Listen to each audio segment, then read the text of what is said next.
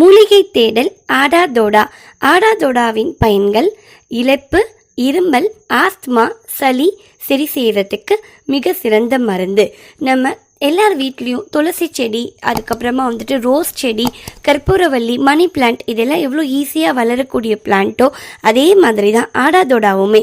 ஆடாதோடா செடி நீங்கள் எங்கே பார்த்தாலும் கொஞ்சமாக குச்சியை உடைச்சிட்டு வச்சிங்கனாலே அது சீக்கிரமாக தளைஞ்சு வந்துடும்.